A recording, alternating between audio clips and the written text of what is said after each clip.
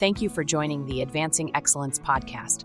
In this episode, we discuss social media strategies that will help grow your brand. The digital landscape is always evolving. New algorithms, fresh trends, and unexpected shifts. Learn how you can keep up. Let's begin the podcast. Hello, everyone, and welcome to the Advancing Excellence podcast.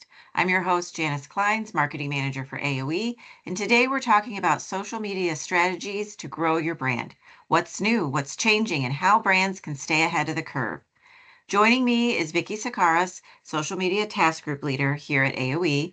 Vicki recently wrote an insightful blog post for AOE Digital University on the top social media trends for brands, and she is here to share her expertise with us. Welcome, Vicki. Hi, Janice. Thank you so much for having me. Absolutely. And you covered so much ground in your blog. Before we get into the strategies, tell us, why is 2025 shaping up to be such a pivotal year for social media marketers?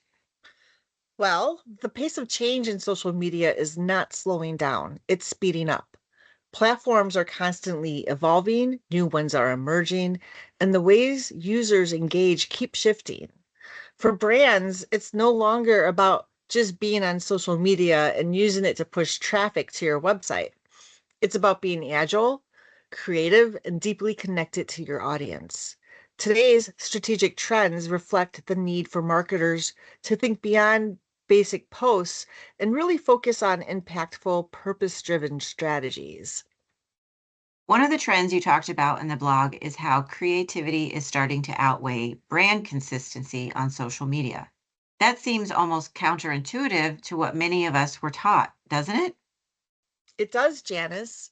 The traditional idea of sticking rigidly to a brand voice or a visual identity has been evolving because audiences want to be entertained first and foremost.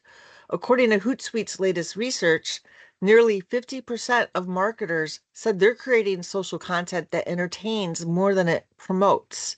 This means stepping outside of your comfort zone and experimenting with new tones, formats, and styles tailored to specific platforms.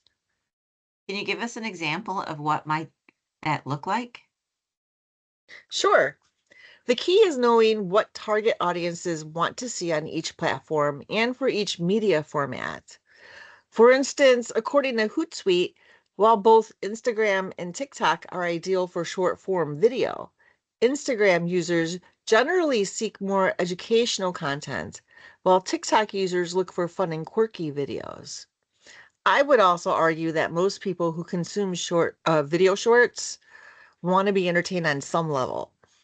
I recently watched a great video created by construction company MCC Inc., where they asked ready mixed concrete professionals at an industry event what they liked about working in the cement industry, which elicited some fun on camera responses before one interviewee finally provided a short explanation on the difference between concrete and cement.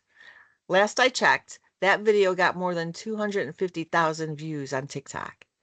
It also received more than 12,000 views on Instagram. But remember what I said about the pace at which social media evolves. With TikTok's uncertain future in the US, those quirky video seekers may need to find a new home, and I'm interested in seeing where they ultimately land. And if you're looking for a place to try out different content types, LinkedIn surprisingly may be your best bet. Many think of it as a strictly professional platform, but it's becoming a great space for experimenting. You can share thought leadership articles one day, an informative PDF the next, and then post a fun meme or slideshow or carousel the next day to tell your story. LinkedIn also introduced short form vertical videos in 2024, opening up opportunities for creative expression that goes beyond traditional business related posts. Mobile app users can either scroll until they find the videos for you feed or tap on a video and swipe up to cycle through video content. It's all about meeting your audience where they are and giving them what they enjoy. The next trend you highlighted is outbound engagement. It sounds straightforward, commenting on other people's posts, but why is it gaining so much traction now? Great question. Outbound engagement is about getting your brand noticed outside of your own social media pages. By joining conversations and interacting with content creators, and especially industry influencers who already have engaged audiences, brands can build credibility and attract new followers. It emphasizes connection over self promotion. That's compelling. And for those of our listeners listening, we do have a podcast that was released earlier that is titled To Comment or Not to Comment. So I encourage everyone to listen to that. But back to you, Vicki. Some marketers might worry about commenting on the wrong thing. Any advice for navigating that so brands stay authentic? Well, first, it sounds like they should listen to the podcast to comment or not to comment. Sounds like that might answer those questions. But also, yes, the key is to engage thoughtfully. Only interact with posts that align with your brand values and target audience. Do your research on content creators before jumping into the conversation. Use social listening tools to better understand which topics or issues resonate most with your target audiences. And also, timing is important. Engage within 24 hours of the post going live, as that's when visibility is highest.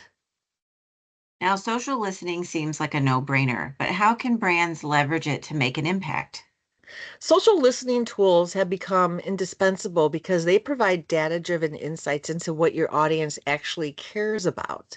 For example, by tracking mentions and sentiment, you can spot opportunities or address concerns in real time.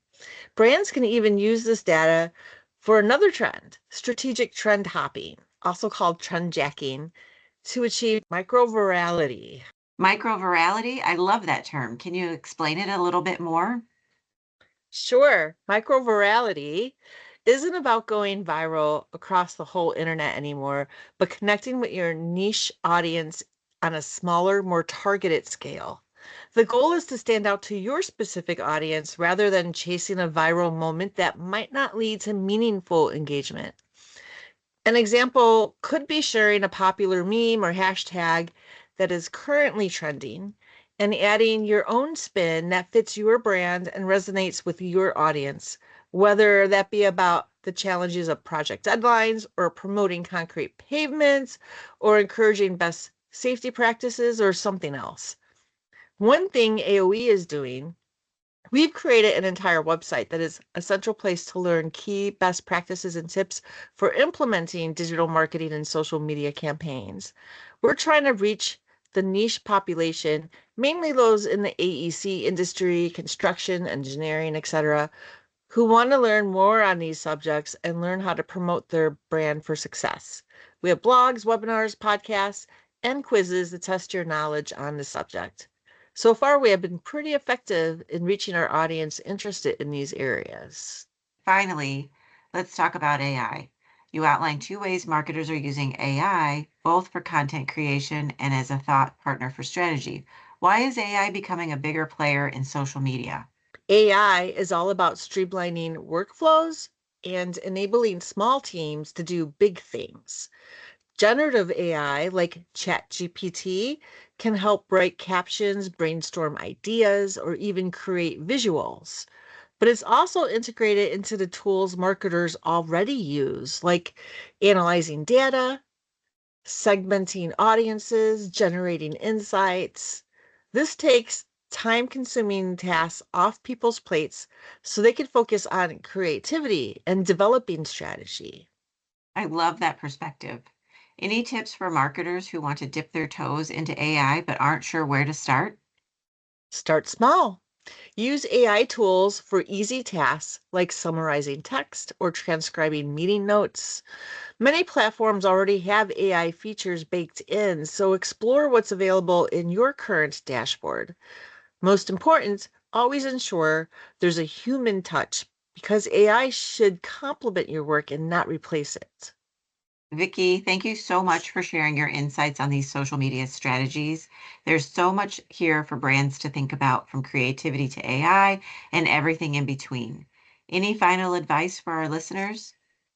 Well, thanks for having me, Janice. And yes, my biggest piece of advice is this: don't feel like you have to do everything at once.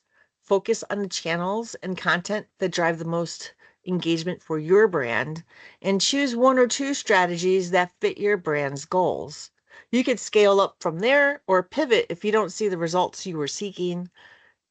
Remember, social media is constantly evolving, and staying flexible will always give you an edge. And of course, contact AOE for help getting your social media content to the right audiences.